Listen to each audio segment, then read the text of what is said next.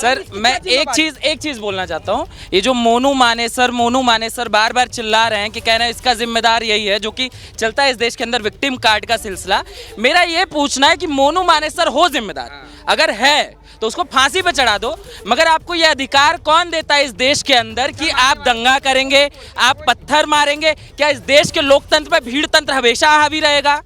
ताजिया पे कभी पत्थर हमने पड़ते हुए नहीं देखा, मगर जब इसी में ना शोभा यात्रा में पड़े ना ताजिया पे। सर जर्मनी क्यों जलता है, फ्रांस क्यों जलता है, नू क्यों जलता है, बात जलता है? और मणिपुर की जो बात कर रहे हैं, मैं उनसे पूछना चाहता हूँ, आज का राजस्थान का केस है, एक बच्ची के साथ रेप होता है, उसको जिंदा जला दिया गया, उसका वीडियो नहीं है, इसलिए कोई बात नहीं करेगा। अगर मणिपुर की बेटी हमारी बेटी है तो राजस्थान की भी बेटी हमारी बहन है, बंगाल की भी बेटी हमारी बहन है, उस पर बात क्यों नहीं करते? एक तरफा जो हमें सूट करेगा वही बात करेंगे हम। ये लोकतंत्र है सर, यही सारी बातें हमारे देश की विडंबना है। ये हिंदुओं पे हमेशा पत्थर चलता है, लोगों की आंखें हमेशा बंद रहती हैं, पर मुसलमान के ताजे पे कभी कोई पत्थर नहीं चलता, उस पर कोई बात नहीं करता है, कभी कोई बात नहीं करता ठहरिएगा, आ रहा हूँ।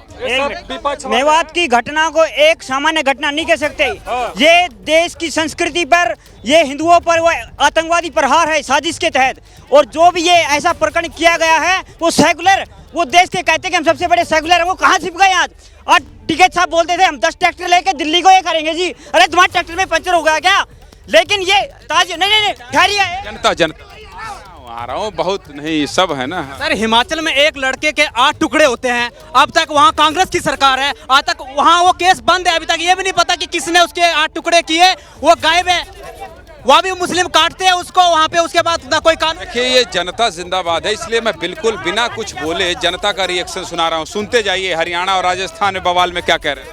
ये हिमाचल में हमारे एक लड़के के 8 टुकड़े होते हैं, आपको मालूम होगा, मनोहर लाल के, ठीक है? वहाँ किसकी सरकार है? वहाँ भी कांग्रेस की सरकार है। जहाँ जहाँ कांग्रेस की आपको लगता नहीं है कि सरकार का इंटेलिजेंस फेल्यूर रहा, जिसकी वजह से सबको, मैं ये बता, लगता नहीं है सर इसमें जो है, जो कांग्रेस की सरकार है नाकामयाब। हम हरियाणा में बीजेपी की सरकार की बात कर रहे हैं। सर वहाँ पे जहाँ पे वह काम हुआ है, सर कांग्रेस के जहाँ जहाँ सरकार है ना, उनका इच्छा ही है कि हिंदुओं पर थोड़ा अत्याचार हो। हम यार कुछ जानते ही नहीं हो, आए बाएं बोल रहे हो। हरियाणा में बवाल हुआ है, हरियाणा में बीजेपी की सरकार है। हम आपसे ये पूछ रहे हैं कि हरियाणा में अगर सब कुछ नियंत्रण में होता तो ये सब नहीं होता, तो कांग्रेस दोषी है कर रहे हैं।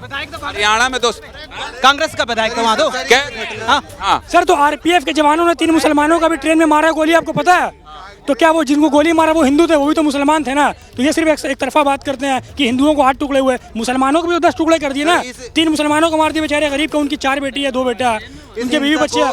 इस हिंसा को जो एक राजनीतिक रंग दिया जा रहा है, निश्चित रूप से देश के लिए यही खतरे की बात है।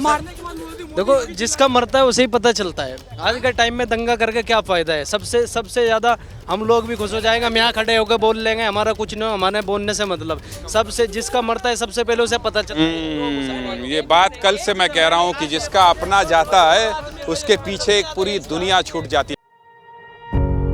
पत्रकारिता कोई इमोशन नहीं है, ना अपना कोई ज्ञान देना है और ना कोई विचार थोपना है। पत्रकारिता क्या है? पत्रकारिता का मतलब है सही जानकारी इकट्ठा करना और तथ्य बताना। पत्रकारिता आज जितने महत्वपूर्ण दौर में है, शायद पहले नहीं थी। इस दौर से निकलने के लिए सिर्फ सच दिखाने की जरूरत है, वो सच जो आपके हित को आगे रखे। इसलिए अब रात 9 बजे प्राइम टाइम नहीं होगा, ये आपका टाइम है। जगविंदर पटियाल के साथ देखिए पब्लिक इंटरेस्ट, सोमवार से शुक्रवार रात 9 बजे सिर्फ एबीपी न्यूज पर। एबीपी न्यूज आपको रखे आगे।